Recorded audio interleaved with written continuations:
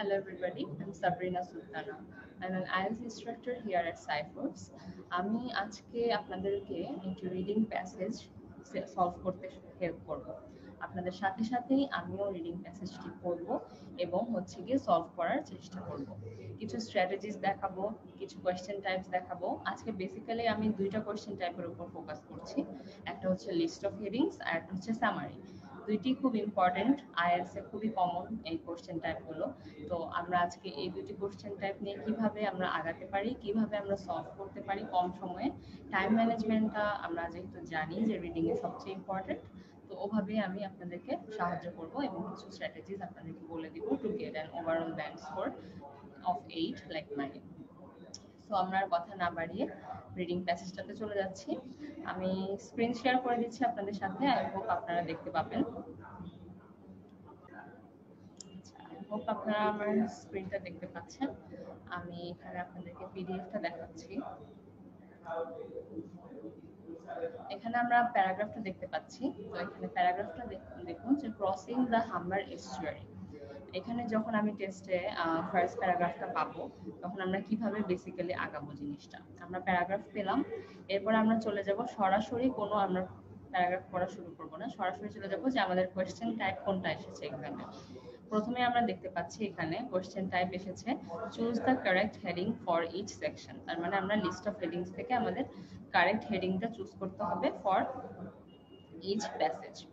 So এখানে গিয়ে দেখুন আমরা লিস্ট অফ হেডিংস জেনে গেলাম যে আমাদের ফার্স্ট কোয়েশ্চেনটা হচ্ছে লিস্ট অফ হেডিংস। এখন আমরা কিন্তু অনেকেই এই ভুলটা করে থাকি যে আমরা অপশনস পড়তে যাই। আমরা অপশনস পড়বো না প্রথমেই, আমাদের এখন অপশনস পড়লেও আমাদের মনে থাকবে না। সো বেসিক্যালি কোনো এখানে আপনাদের শুধুমাত্র টাইম ওয়েস্ট হবে। তো আমরা শুধুমাত্র কোয়েশ্চেন টাইপটা লিস্ট অফ হেডিংস এসেছে, দ্যাটস ইট। দেন আমরা গিয়ে নেক্সট কোয়েশ্চেন টাইপে যাবো যে নেক্সট কোয়েশ্চেন টাইপে কি এসেছে। নেক্সট কোয়েশ্চেন টাইপে এখানে বলেই দেওয়া আছে যে complete the summary below. Summary কোয়েশ্চেনের টাইপটা খুবই কমন আইএলটিএস এ, এবং এটা এখান থেকে কিছু ট্রিক্স আছে আপনার এখানে। ফার্স্টে আমার খেয়াল করতে হবে যে আইএলটিএস এক্সামে কিন্তু কিছু কিওয়ার্ড আপনাকে বোল্ড করে দিবে যে আপনার এখানে কিন্তু এটা আমাকে ফোকাস করা হচ্ছে। যেমন চুজ ওয়ান ওয়ার্ড অনলি, আপনি দুটো ওয়ার্ড ইউজ করতে পারবেন না। এবং এখানে বলে দিয়েছে from the text for each answer. From the text মানে গিয়ে আপনি সরাসরি একটা প্যাসেজ থেকে একটা ওয়ার্ড পিক করে এখানে পেস্ট করবেন। আপনারা যারা কম্পিউটার ডেলিভারি টেস্ট দিতে চাচ্ছেন তারা কিন্তু সরাসরি কপি পেস্ট করতে পারবেন জাস্ট প্যাসেজ থেকে নিয়ে। আপনি এখানে কোনো এস বাদ দিতে পারবেন না, কোনো টেন্স চেঞ্জ করতে পারবেন না, যা আছে সরাসরি আমরা টেক্সট থেকে নিয়ে বসাবো। আমি আরো আপনাদেরকে ইন ডিটেইলস দেখাচ্ছি। এবার আমরা চলে যাই, যখন আমরা দেখে ফেললাম কোয়েশ্চেন টাইপ কোনটা, প্যারাগ্রাফের নাম কি, ঠিক আছে ফাইন, এখানে জাস্ট 30 সেকেন্ডস দিলে এনাফ। নেক্সট আমরা চলে যাই গিয়ে এখানে প্যাসেজ এ তে। প্যাসেজ এ তে বলা হচ্ছে for thousands of years the Humber and estuary formed where two major rivers, the Trent and the Ouse, meet has been an obstacle to communications. Okay, it's a huge sentence, তো আমরা ভেঙে ভেঙে পড়ি। ফার্স্টে সাবজেক্টটা গিয়ে এতটুকু সেন্টেন্সটা, যে হাজার বছর ধরে হাম্বার নামে একটা মোহনা, এস্টুয়ারি মিন্স মোহনা, তো মোহনাটা এখানে বলা হচ্ছে যে দুইটা নদীর মিলন যেখানে হয়। সো মোহনাটা এখানে কি বলা হচ্ছে, কোন নদীর মোহনা, where two major rivers, দুইটা rivers, Trent and Ouse, meet has been an obstacle to communications along with the east coast of England, between the countries of Yorkshire to the north and Lincolnshire to the south. তো এখানে বলা হচ্ছে এতটুকু subject গেল যে একটা এস্টুয়ারির কথা বলা হচ্ছে, দুইটা নদীর মোহনা, কোন দুইটা নদী, ট্রেন্ট and Ouse। এটা কি সমস্যা করছে, has been an obstacle to communications. আমাদের নদীর উপর দিয়ে তো বিভিন্ন যাতায়াত করতে হয়, বিভিন্ন বিজনেস পারপাস এনিথিং, তখন এটা দেখা যাচ্ছে যে একটা অবস্টাকেল হিসেবে, বাধা হিসেবে পরিণত হচ্ছে along the east coast of England, যে আমাদের ইংল্যান্ডের ওখানে কমিউনিকেশনে বাধাপ্রাপ্ত হচ্ছে। Between the countries of Yorkshire to the north and Lincolnshire to the south. So এখানে কিছু ডিটেইলড ইনফরমেশন আছে যে ইয়র্কশায়ার, যে নর্থে যে দেশটা সেটা হচ্ছে কি ইয়র্কশায়ার, এবং সাউথের লিঙ্কনশায়ারের মধ্যে যে কমিউনিকেশনটা সেটা বাধাপ্রাপ্ত হচ্ছে বিকজ অফ দিস এস্টুয়ারি। তো জিনিসটার মেইন মিনিংটা হচ্ছে এটা, যে একটা নদীর মোহনা আছে, সেটার কারণে ইংল্যান্ডের দুটো দেশের মাঝখানে যে যাতায়াতটা আছে সেটা বাধাপ্রাপ্ত হচ্ছে। এটা হচ্ছে ভিতরের মিনিংটা, ফাইন। নেক্সট লাইন আমরা চলে যাই। Before the arrival of the railways in the 19th century, before the arrival of the railways মানে 19th সেঞ্চুরিতে রেলওয়েজ এসেছিল। দিস মিনস যে 19th সেঞ্চুরিতে রেলওয়েজটা ওখানে অ্যারাইভ করেছিল। Water transportation was the most efficient means of moving heavy or bulk fruit. এতটুকু আমরা বলি। Water transportation মানে যখন রেলওয়েজ ছিল না, অবভিয়াসলি আমাদের ওয়াটারে পানির মাধ্যমে যাতায়াত যেগুলো হতো, শিপে শিপমেন্ট হতো, শিপিং হতো, সেটার মাধ্যমে হচ্ছে হেভি অথবা হচ্ছে গিয়ে যে ভারী জিনিসপত্র আছে সেগুলো ক্যারি করা হতো। And the Humber situated at the heart of the waterway system associated with the two major rivers. And the Humber যে এস্টুয়ারির কথা বলা হচ্ছে, এটা কোথায় আছে, কোথায় situated? at the heart of the waterway system associated with the two major rivers। কোন দুইটা মেজর রিভার্স এর কথা বলা হচ্ছে এখানে, এটা আগেই মেনশন করা হয়েছিল, ট্রেন্ট এন্ড উজ। ফাইন, এখানে হচ্ছে বলা হচ্ছে তাহলে এটা সিচুয়েশনটা কোথায় যে সিচুয়েটেড আছে এটা বুঝলাম। was one of the chief highways of England, মানে আমাদের এই ওয়াটার সিস্টেমটাই ছিল, এই হাম্বারটাই ছিল one of the chief highways of England। এটার মাধ্যমে আমাদের মেইন যেই যাতায়াতগুলো ইংল্যান্ডের বিজনেস পারপাসে হোক, পার্সোনাল কারণে হোক, সেগুলো হয়ে থাকতো। নেক্সট লাইনে আমরা চলে যাই। It's traffic ব্রট prosperity to the settlements on it's banks, particularly the city of হাল অন ইটস নর্থ ব্যাঙ্ক। এখানে বলা হচ্ছে যে এই যে ট্রাফিকটা, ট্রাফিক মানে এই যে যাতায়াতটা এখানে হতো, এখানে একটা ভিড় হতো, সেটার মাধ্যমে এইটা প্রসপারিটি নিয়ে এসেছিল, উন্নতি নিয়ে এসেছিল টু দ্য সেটেলমেন্টস। সেটেলমেন্টস মানে হচ্ছে বসতি, যেখানে বাসস্থান মেইনলি থাকে। অন ইটস ব্যাঙ্কস মানে এটা নদীর তীরে যে বাসস্থান বসতিগুলো ছিল, মানুষের একটা সোসাইটি গড়ে উঠেছিল, সেখানে এটা মেইনলি উন্নতি নিয়ে আসে। পার্টিকুলারলি দ্য সিটি অফ হাল অন ইটস নর্থ ব্যাঙ্ক, এটা মেইনলি হাল যে নামে যে শহরটা, সেটা সবচেয়ে বেশি লাভবান হয়েছিল। But the river itself tended to cut them off from some of their closest neighbors। কিন্তু বলা হচ্ছে যে ঠিক আছে, রিভার অনেকগুলো গ্রামের বা অনেকগুলো এরিয়ার যে বসতি আছে সেখানে হেল্প করেছিল, কিন্তু কাট দেম অফ মানে হচ্ছে গিয়ে পুরোপুরি বিচ্ছিন্ন হয়ে গেছিল from some of their closest neighbours, তাদের কিছু ক্লোজেস্ট যে নেইবার্স গুলো আছে, তাদের সবচেয়ে কাছের যে এলাকাগুলো ছিল, as well as obstructing the progress of travellers moving north or south.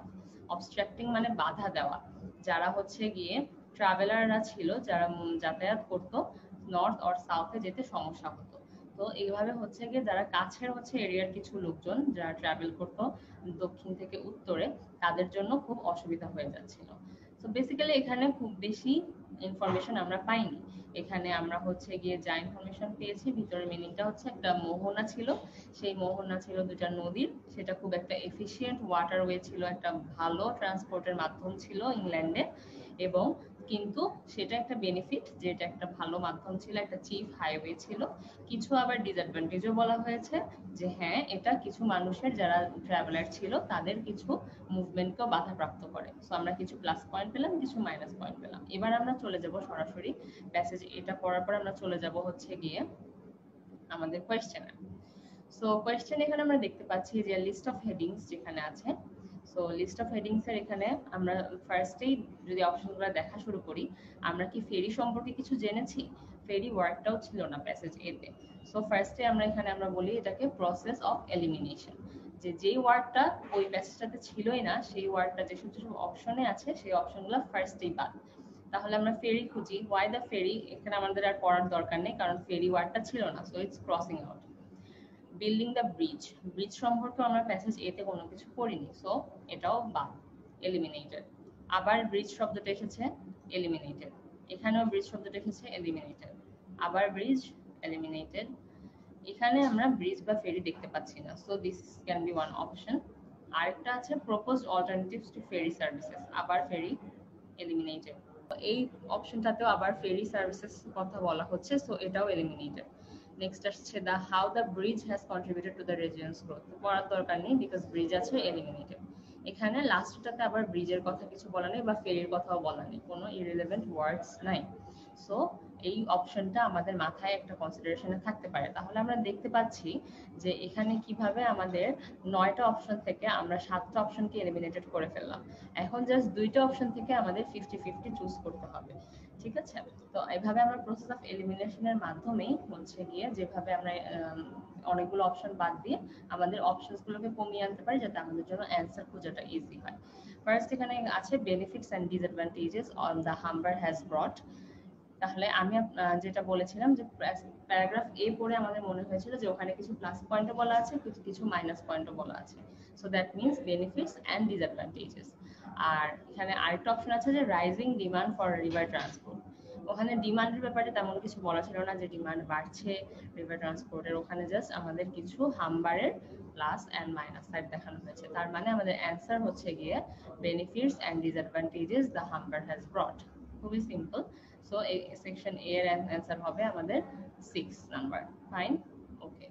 এবার আমরা কিন্তু আবার প্যাসেজে ফিরে যাব না, আমরা এবার নেক্সটে দেখব যে আমাদের নেক্সট টাইপ অফ কোশ্চেন যেটা ছিল সামারি কমপ্লিশন। এখানে আমরা দেখব যে আমরা যে একটা প্যারাগ্রাফ এ পড়লাম সেই প্যারাগ্রাফ থেকে আমাদের এই সামারির মধ্যে থেকে কোনো অ্যান্সার পাওয়া যাচ্ছে কিনা। সো এখানে ফার্স্টেই দেখি আমরা, the first ferry across the Humber started operating in 1315। So এখানে আমাদের একটা কিওয়ার্ড দেওয়া আছে 1315, একটা ইয়ার দেওয়া আছে। সো আমরা এই ইয়ার ধরে আমরা প্যারাগ্রাফে আগাতে পারি। আমাদের ফার্স্ট প্যারাগ্রাফে কোনো ইয়ার বেস আমাদের ইনফরমেশন দেওয়া ছিল না। So we can skip this, যে আমাদের প্যারাগ্রাফ এ তে আমাদের নেক্সট সেকেন্ড টাইপ অফ কোশ্চেনের কোনো অ্যান্সার নেই। সো প্যারাগ্রাফ এ ডান। এবার আমরা প্যারাগ্রাফ বি টাতে যাই। এবার আমরা আবার প্যাসেজে যাব। এটাকে আমরা বলে থাকি প্যারালেল সলভিং, যে আমরা আস্তে আস্তে একটা প্যারাগ্রাফ করে লিস্ট অফ হেডিংস এর ক্ষেত্রে এভাবে আমরা এগোতে পারি। So paragraph B is to cater for these local and as time progressed wider needs, ferries were provided across many of the streams flowing into the Humber, and in 1315 see আমরা ইয়ার base যে ইয়াটা আমরা কিওয়ার্ডটা mention করেছিলাম সেই 1315 আমরা একটা ইয়ার পেয়েছি। So to cater for this মানে হচ্ছে এই যে আমাদের লোকাল এবং as time progressed আস্তে আস্তে wider needs আমাদের পূরণ করার জন্য ferries were provided, যে আমাদের তো আমাদের ডিমান্ডস বাড়ছে, আমাদের ওয়াটার ট্রান্সপোর্টেশনের অনেক ডিমান্ডস বাড়ছে, তো আমাদের কিছু সিস্টেম প্রোভাইড করা লাগবে। সো ফেরিজ প্রোভাইড করা হয়েছিল across many of the streams flowing into the Humber, and in 1315 ferries provide করার পরে 1315 এ a ferry was established across the Humber itself between Hull and Lincolnshire. হাল একটা গ্রামের নাম ছিল, আমাদের মনে আছে সিটি নাম ছিল, এবং লিঙ্কনশায়ারের মাঝখানে একটা ফেরি এস্টাবলিশ করা হয়েছিল, একটা কানেক্টিং ফেরি এস্টাবলিশ করা হয়েছিল। সো 1315 এর একটা ইনফরমেশন এখানে আমরা পেলাম। সো আমরা এখানে একটু পজ করি, পজ করে আমরা ওই যে সামারি টাইপের যে ইয়ার বেস ইনফরমেশনটা ছিল ওখানে গিয়ে আমরা দেখি। The first ferry across the Humber started operating in 1315, and by 1800 this service had been dashed with other forms of transport.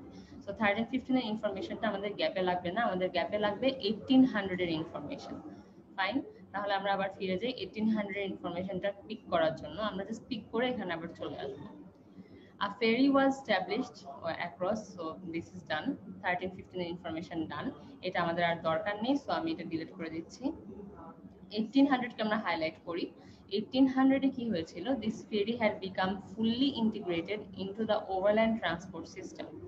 1800 এর ভিতর এই ফেরিটা ফুললি ইন্টিগ্রেটেড মানে ওতপ্রোতভাবে জড়িয়ে পড়েছিল into the overland transport system, যেই যাতায়াত ব্যবস্থাটা ছিল হাইওয়ের মাধ্যমে সেটার সাথে ওতপ্রোতভাবে এই ফেরিটা ইন্টিগ্রেটেড হয়ে গিয়েছিল।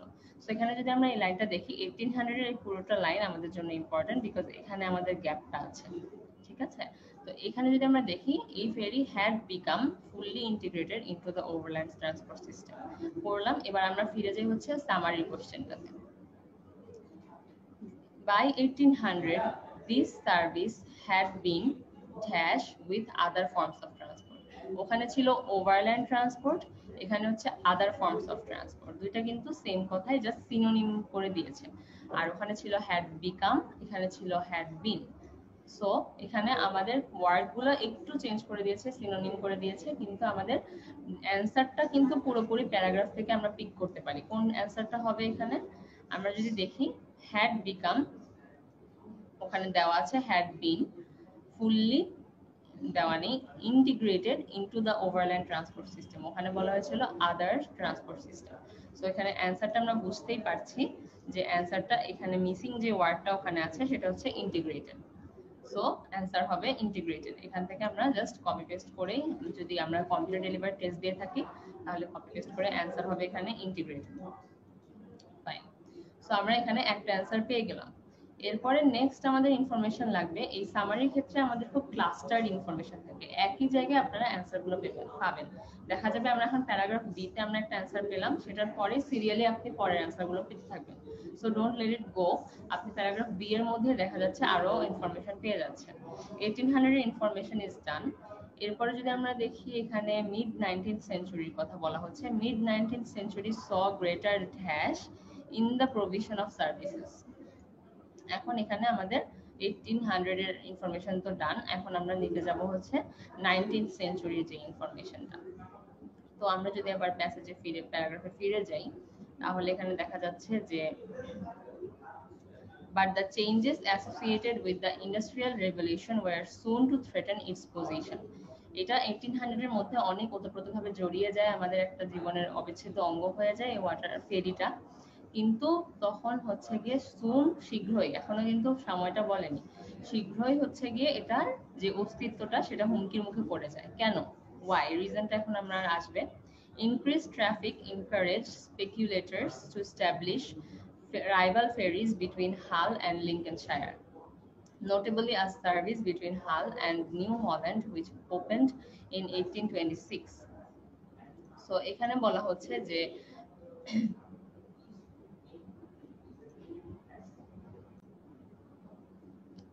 ওকে, তো এখানে হচ্ছে কি বলা হচ্ছে যে কেন হলো, ইনক্রিজ ট্রাফিক ইনকারেজ স্পেকুলেটরস। স্পেকুলেটরস মানে হচ্ছে ইনভেস্টার্স, যারা হচ্ছে গিয়ে তাদের কাছে কিছু ইনভেস্ট করার মতো অ্যামাউন্ট থাকে এবং তারা প্রফিটের আশায় ইনভেস্ট করে থাকে।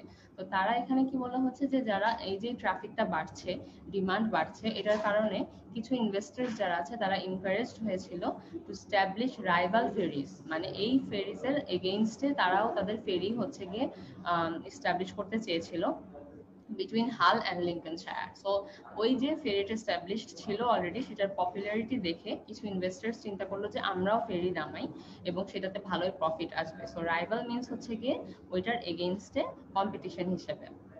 Notably মানে হচ্ছে exclusively, specially a service between Hull and New Holland which opened in 1826. So হাল অ্যান্ড নিউ হল্যান্ডের মাঝখানে একটা সার্ভিস যেটা হচ্ছে 1826 এ।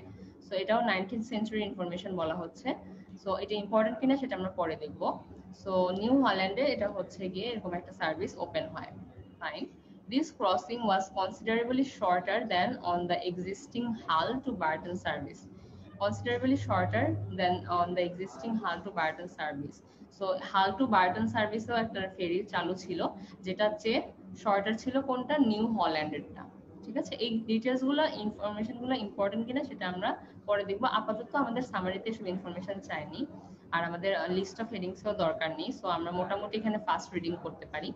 which closed in 1851. 1851 এ বন্ধ হয়ে গেল, unable to cope with the increased competition from the rival service.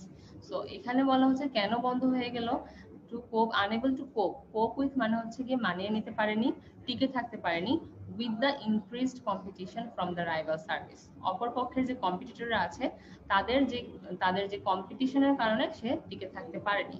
So এখন আমরা একটু কোশ্চেনে ফিরে যাই, যে ওখানে 19th সেঞ্চুরির কথা শেষ। সো এখানে কি বলা হচ্ছে, দ্য মিড 19th সেঞ্চুরি, 1851 এর কথা আমরা পড়ে এসেছি, 1826 এর কথা পড়ে এসেছি, সেটাই তো আমাদের মিড 19th সেঞ্চুরিতে কি হয়েছিল। So greater dash in the provision of services. Provision of services মানে হচ্ছে যে সার্ভিসগুলোর মাঝে যে ভাগগুলো, বিভাগগুলো, সেগুলোর মাঝখানে কি দেখা গিয়েছিল, কয়েকটা সার্ভিসের মাঝখানে কম্পিটিশন দেখা গিয়েছিল, যেটা আমরা পড়েছি যে ইনক্রিজড কম্পিটিশন। এখানে বলা আছে গ্রেটার, আর ওখানে বলা ছিল ইনক্রিজড। সো দুইটা কিন্তু সিনোনিম। প্রভিশন অফ সার্ভিসেস, ওখানে বলা হচ্ছিল রাইভাল সার্ভিসেস। সো এখানে সিনোনিম গুলো ইউজ করে দেওয়া হচ্ছে, মাঝে একটা মিসিং ওয়ার্ড এবং সেটা হবে কি, কম্পিটিশন। সো আমরা পুরোপুরি প্যাসেজ থেকে পিক করে নিয়ে আসলাম। সো মিড 19th সেঞ্চুরির কথা আমাদের শেষ। এবার নেক্সট ইনফরমেশন আমাদের চেয়েছে 1968 এ। 1968 এ কি হয়েছিল, an attempt to establish a service across the river using dash failed. So 1968 এ কিছু একটা ফেল হয়েছিল, কি ফেল হয়েছিল এবং সেটা আমরা এখন প্যারাগ্রাফে গিয়ে দেখবো যে কি ফেল হয়েছিল। আমরা এখানে একটা ক্লু পেলাম যে ফেইল্ড ব্যাপারটা, যে 1968 এ কি ফেল হয়েছিল। So So the New Holland ferry service then grew into a major link between the north and south banks of the Humber, carrying passengers and cattle and goods bound for Hull market. So New Holland ferry service যেটা ছিল তখন সেটা হচ্ছে গিয়ে আবার major link হয়ে যায়। তো between the north and south banks of the Humber, north and সাউথে কিন্তু মুভ করতে সমস্যা হতো। সো নিউ হল্যান্ড ফেরিটা পপুলার হয়ে যায়, carrying passengers, cattle and goods bound for the Hull market. So এইগুলো খুব বেশি ইম্পর্টেন্ট ইনফরমেশন না, আমরা মোটামুটি এখানে ফাস্ট রিডিং করতে পারি।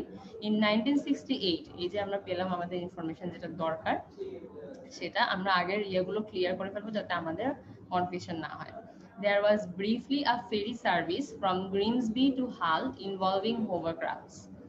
Hovercrafts দিয়ে এখানে কি একটা ফেরি সার্ভিস চালু হতো। hovercrafts হচ্ছে একটা অ্যাডভান্সড ফেরি সিস্টেম যেটা হচ্ছে গ্রিমসবি টু হালে যেত এবং সেখানে সেটা 1968 এ চালু হয়েছিল।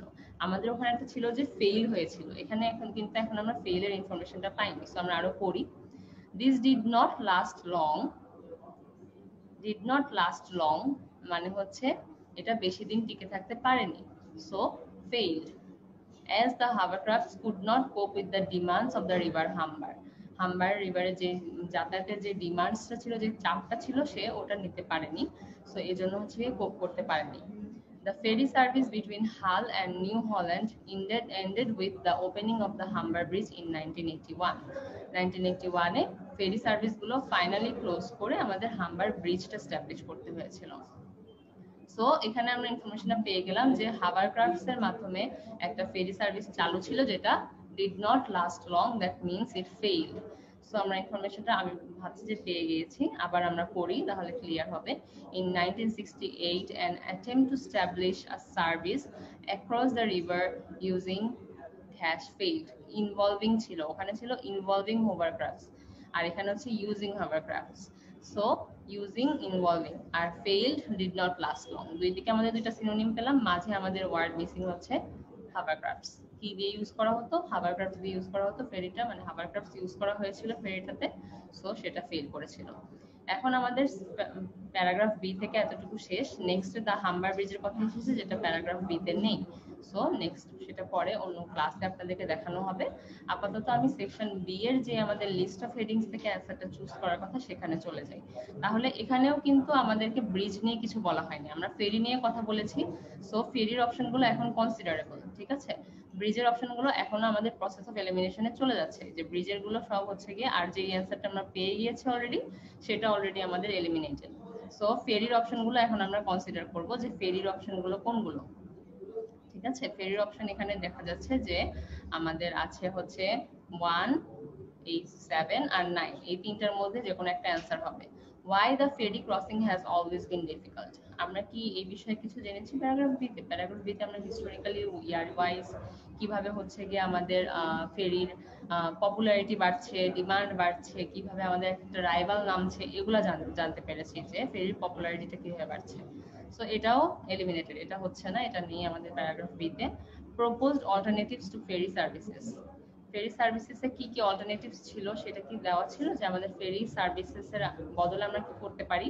না, ছিল না। আমাদের ফেরি নিয়ে কথা হচ্ছিল, বিভিন্ন টাইপসের ফেরি, বিভিন্ন টাইপসের ফেরির ডিমান্ডের কারণে রাইভালদের কম্পিটিশন, সেটা। সো এটাও এলিমিনেটেড। নাম্বার 9 এ আছে rising demand for river transport. So যেটা বলে আসছি যে আমাদের রিভার ট্রান্সপোর্টের যে ডিমান্ডটা কেন বাড়ছে সেটাই বেসিক্যালি প্যারাগ্রাফ বি তে বলা হচ্ছে। সো প্যারাগ্রাফ বি এর অ্যান্সার হচ্ছে গিয়ে 9 number. So this is it guys. I hope আপনাদের কিছু হেল্প হলো। এভাবে যদি আপনারা একটা প্যাসেজ পান, আপনারা এই লিস্ট অফ হেডিংস এবং হচ্ছে গিয়ে সামারি কম্পিটিং এর যে কোশ্চেনগুলো সেগুলো আপনারা এভাবে প্যারালেলি সলভ করবেন। নার্ভাস হওয়ার কিছু নেই, জাস্ট লাইন বাই লাইন পড়ার এখন আপনাদেরকে পড়ে বোঝালাম, কিন্তু আপনারা হচ্ছে গিয়ে মেইনলি হচ্ছে গিয়ে সারফেস রিডিং না করে ভিতরের মিনিংটা অ্যাবজর্ব করার ট্রাই করবেন এবং খেয়াল রাখবেন যে কোন কোশ্চেনটা কোথায় আছে, কোন কোশ্চেনে কি কিওয়ার্ড দেওয়া আছে, ইয়ার থাকলে ইয়ার দেওয়া আছে, ইয়ার বেজ ইনফরমেশনগুলো ফাইন্ড করার ট্রাই করবেন। এভাবে যেভাবে দেখালাম এভাবে আপনারা আরো কিছু প্যাসেজ ট্রাই করবেন বাসায়, তাহলে দেখবেন খুব সহজ হয়ে যাচ্ছে জিনিসগুলো। It's all about practice. So this is it guys. I hope I've been able to help you. So see you next time, inshallah. Allah Hafiz.